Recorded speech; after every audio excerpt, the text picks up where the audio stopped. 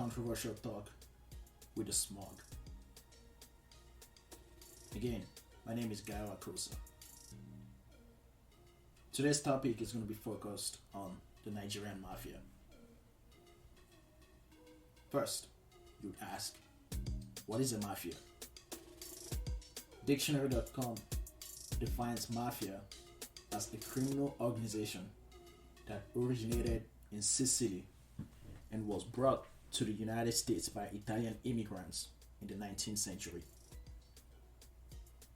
The mafia is also called the syndicate, the mob, and the Cosa Nostra, which I believe in Sicilian is our thing. The mafia built its power through extortion and dominating the bootlegging industry during Prohibition. Members of the mafia often led outwardly respectable lives and maintained a variety of legitimate businesses as a front or cover for their criminal activities, which usually included extortion, gambling, narcotics distribution, prostitution rings, etc. etc. The history of the Nigerian Mafia, confraternities or called groups, as commonly referred by Nigerians, dates back from October 1952.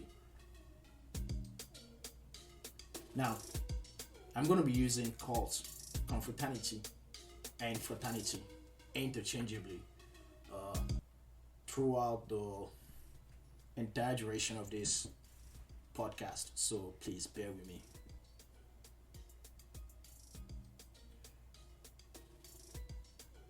So it dated back to October 1952 when a group of 7 students known as the Magnificent Seven came together to form a fraternal organization. These men were, and I do apologize, I might butcher some of these names, Ralph Opara, Pius Olegwe, Ikpehanre I Imukude, who later left the organization, Nathaniel Oyelola, Olumiyiwa Awe, Sylvanus Ebuche, and of course, Africa's first Nobel Prize in Literature laureate, Professor Wole Soyinka. They came together and founded Nigeria's first college confraternity in the University College of Ibadan. This confraternity was known as the National Association of Sea Dogs, popularly known as Pirates Confraternity. The confraternity was founded because the university then was filled with wealthy students backed by colonial powers. The few poor students were doing everything they could in dressing and mannerism to blend in with the advantaged students. They also noticed that the social life was determined based on tribalism. All these prompted the Magnificent Seven to form the Pirates Confraternity, and their goal was to differentiate themselves from the conventional establishment and also to support social justice and human rights in Nigeria. The Pirates Confraternity activities were non-violent dispute resolutions and fighting against elitists and pretense. Their membership was made open to any promising male students, irrespective of race or tribe. Although application and selection were rigid, and many students were denied. For over 20 years, the Pirates Confraternity was the only fraternity in most Nigerian universities. By the early 1970s, other confraternities began to spring up as a result of leadership tussle among members of the previous confraternity. One of them was the Buccaneers, which was formed in 1972 by a former member of the Pirates Confraternity. The Buccaneers was established by Dr. Bolaji Keru after he was expelled from the Pirates for not following the organization's guidelines. On the 31st of October 1980, The pirates formally registered with the Ministry of Internal Affairs in Nigeria under the name National Association of Sea Dogs. As more fraternities began to emerge, their practices began to deviate from the original intention of the first fraternity. As a result of different disturbing acts, the Pirates Confraternity pulled out of the universities and shut down all student campus branches. The Buccaneers Confraternity also registered themselves as National Association of Sea Lords. Another early fraternity founded in Nigeria is the Supreme Eye Confraternity, which originated at the University of Ibadan and was later registered as a cultural association. The confraternity Eye, which means bird in the Yoruba language, was also known as the National Association of Air Lords. Their objective as a group was to preserve the Yoruba culture. After the emergence of the Buccaneers Confraternity, another fraternity known as the New Black Movement of Africa, NBM, or Black Axe as they are commonly known on the street, was founded at the University of Benin.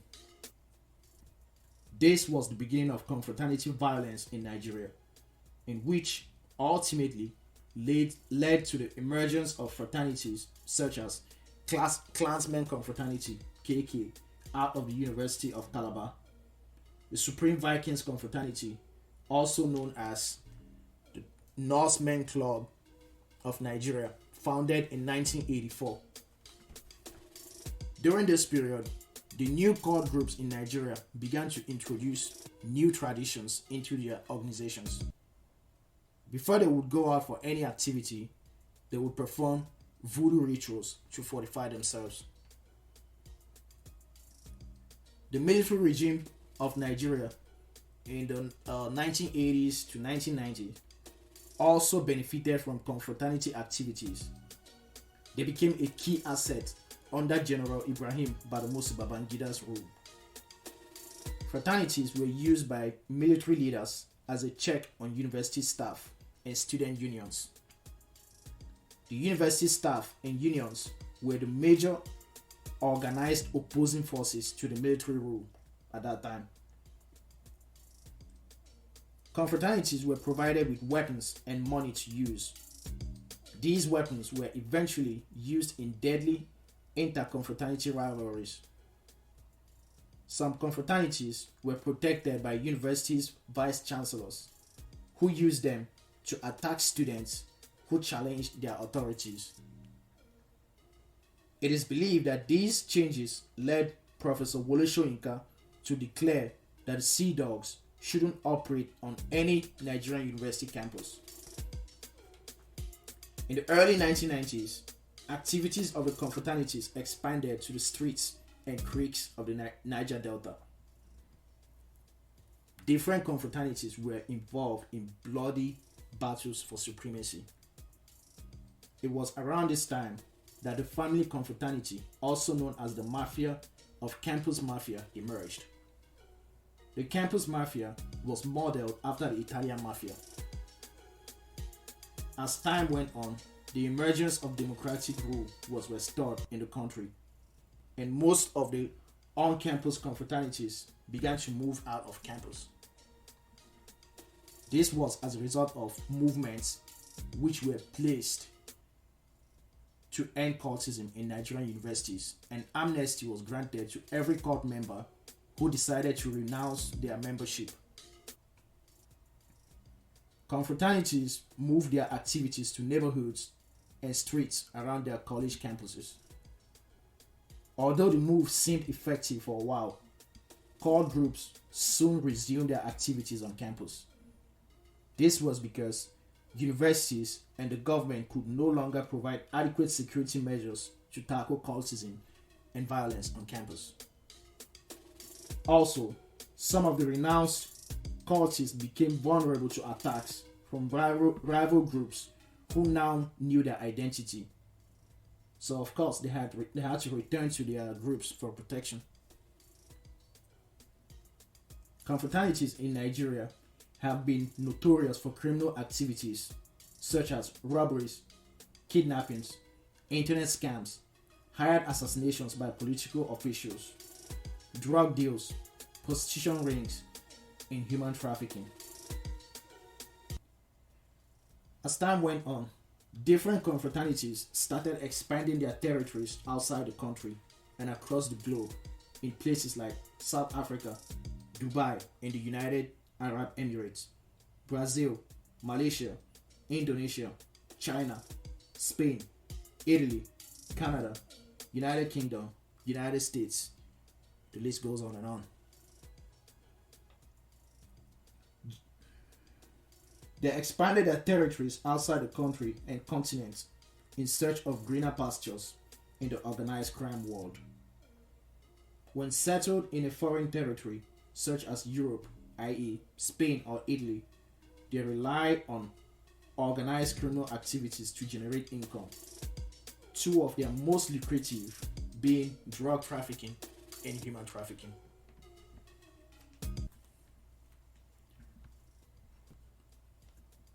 The next audio that you'll be listening to is a documentary by HBO of the illegal activities of the Black Axe Confraternity, one of Nigeria's mafia, in Sicily, Italy.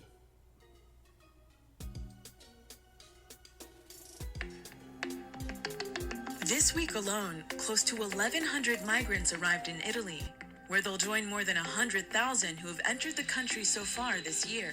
Almost all of them are from Africa, and most of them will end up in Sicily, the birthplace of the infamous Cosa Nostra crime syndicate. But the Mafia is now sharing territory with the Black Axe, a Nigerian gang that slipped in amongst earlier waves of migrants and established a lucrative drug smuggling and human trafficking network. And many of the new arrivals, without job prospects or means of survival, will fall under the Black Axe's control. Ballarò Market is a traditional mafia stronghold in the centre of Palermo. It was here in 2015 that members of the Black Axe attempted to recruit and then murder a young migrant called Don Emeka. They take bottle and block my head, and use as and cut me here with this place and in my face and my ear. What kind of things did they want you to do? To join them and oppress people, fighting and problem, crime, some kind of crime, stealing, something like that, I don't live that kind of life, so that's why I'm scared from them, The assault on Emeka was a catalyst for Sicilian police to launch an investigation into the Black Axe. Emeka's testimony was central to building their case. The Italian authorities arrested 24 alleged gang members, whose trial begins in the next 2 weeks. Prosecutors are using anti-mafia laws for the first time in Italy's history to convict a foreign mob. What made you want to testify against the Black Axe? If I didn't go there and testify, they're going to do another person. That's why I go to there and testify so that they can't hurt another person again. Emeka, like thousands of other economic migrants from Africa, arrive in Sicily hoping for better job prospects and security, but it often doesn't materialise. The majority of arrivals are not eligible for asylum and often end up living in makeshift camps, like this one outside of Palermo, trying to pick up temporary farm work for less than $17 a day. You want to have a proper job, you want to work legally. Exactly. Even though it's maybe more money sometimes, or... More money is not important on it. It is illegal to work that kind of work, so I hate it. I hate it in my life. I don't like illegal work at all. With few options to make a living, migrants are an easy target for Black Axe recruiters.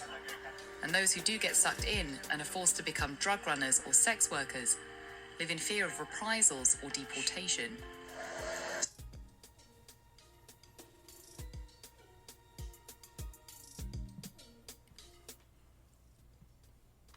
Now, from that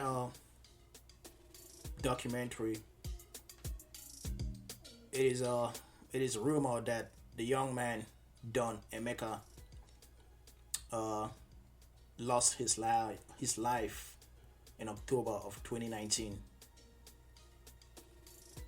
Of course, according to one of the Italian networks, they said that it was gang related. Now, I know this is not rocket science, but it's obvious that his death was somewhat related to what his testimony against the organization.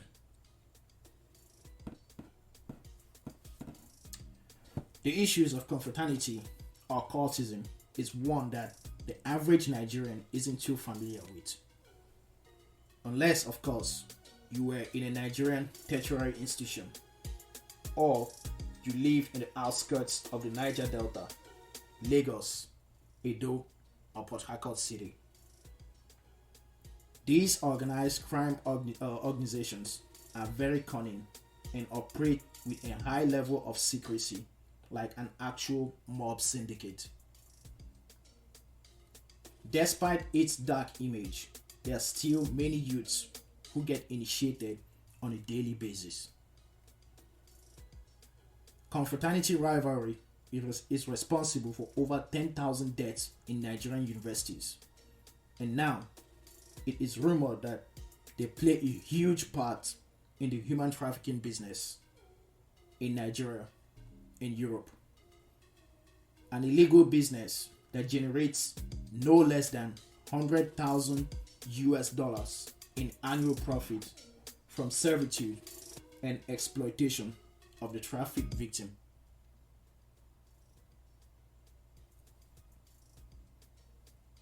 Now, the effects of confraternities or mafia is currently ruining the lives and future of Nigerian youths. Some of these kids join these groups due to peer pressure, death threats, some simply due to the need for power and fame. Speaking of fame, there was a court member who got apprehended by the Nigerian police a few years ago. And during his interrogation, he said that the only reason he got initiated was so as to get famous, like a certain Nigerian musician, whom, for the sake of this podcast, shall remain nameless. He said he was promised that he would meet said musician and become famous once he's initiated into the confraternity. It is also rumored that Nigeria's current music and movie industry is flooded with current and former confraternity members. Some of these celebrities go as far as, displaying their cult affiliations on the media, on TV, in their music videos, the type of attire that they wear. You see them flashing their gang signs or whatever. Some musicians actually sing about it. They sing about their brotherhood, their fraternities or whatever. Like, it's no longer as secret as it used to be. In the early 2000s, early 90s. Now it seems like it's a thing of pride for most of these guys. There's a saying in Nigeria that the youths are the leaders of tomorrow. However, in my humble opinion, there will be no leaders of tomorrow if we lose all our youth to interconfraternity clashes, to drug addiction, drug overdose, drug trafficking, or human trafficking. And there will be no youths, no future, and no leaders of Nigeria if we lose them to the ills of the Nigerian Mafia. Thanks for listening to another episode of the Controversial Talk with SMOG. Please subscribe and feel free to share this podcast. You can reach us at controversial.smog@gmail.com Again, the way I spell controversial in my email is different from the original controversial. So CONTRAVERSIAL